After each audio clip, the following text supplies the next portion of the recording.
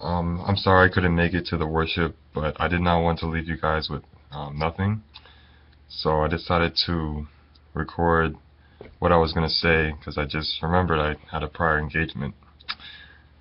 But anyway, the thought that I will be expressing with you guys is called student loyalty, and it is found in Messages to Young People.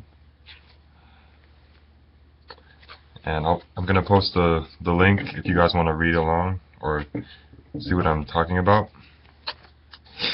And a few points that I highlighted in the book were those students who profess to love God and obey the truth should possess that degree of self-control and strength of religious principle that will enable them to remain unmoved amid temptations, and to stand up for Jesus in the college, at their boarding houses, or wherever they may be. Religion is not to be worn merely as a cloak in the house of God. Religious principles should characterize the entire life.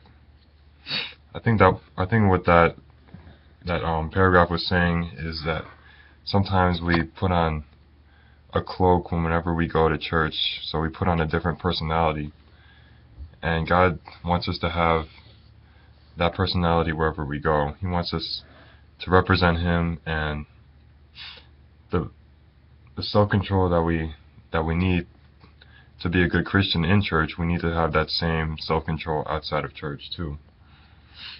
And it goes on to say, those who are drinking at the fountain of life will not, like the worldling, manifest a longing desire for change and pleasure.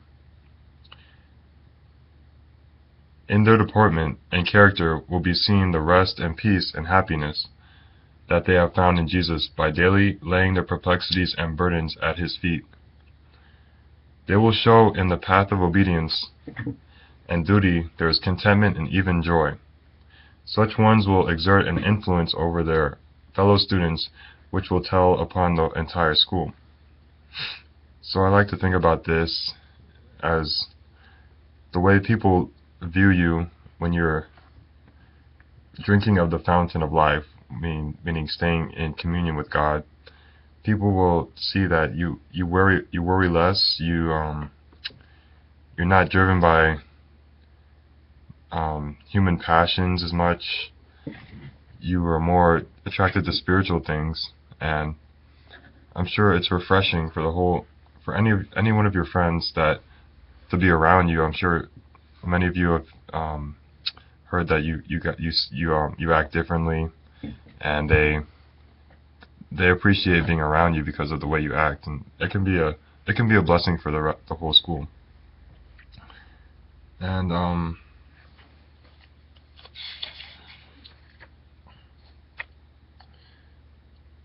upon Christian youth depend in a great measure the preservation and perpetuity of the institutions which God has devised as a means by which to advance His work.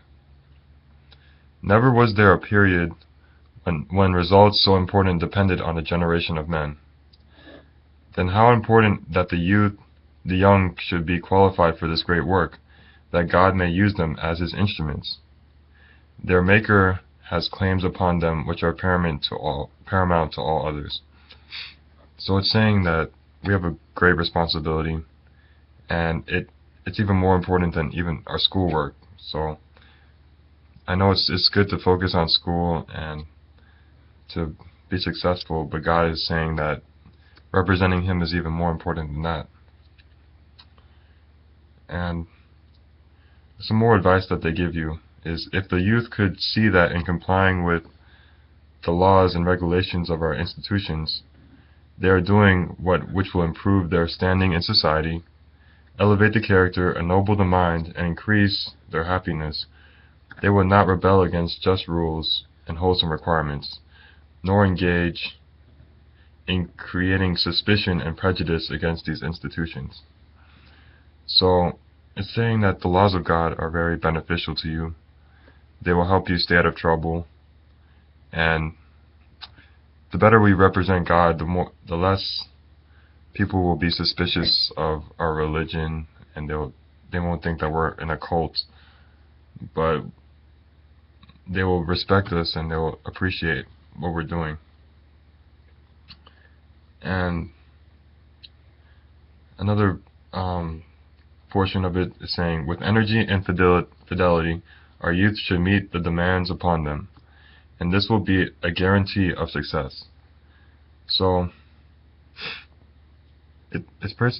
Ellen White's basically saying in this that if we meet the demands that we learn in church, the things that we learn in Bible study, it's pretty much a guarantee of success. And I'm not sure if she's referring to great riches or anything like that, but I'm saying I think you will be truly successful the way God wants you to be, and that's the most important thing.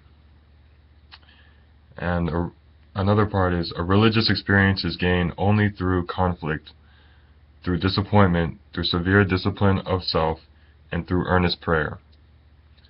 So it's saying it's not easy. It's constantly a temptation to try and fit in, and it takes a lot of self-discipline and prayer. You can't do it alone. You need God's help. And you have to take it one step at a time. So a question I will leave you guys with is, how can you better represent the joy and contentment of Christ in your school? Whether it's you get a bad grade on the test, how are you going to react to it? Are you going to curse off your teacher? Or if someone's being annoying to you, are you going to gossip about them? Or are you going to exemplify Christ and try and talk to the person, and people will notice the way that you're acting differently. So I leave you guys with that, and any discussions after that, you guys can go ahead. Thank you for your time, and I look forward to seeing you guys tomorrow. Alright, bye.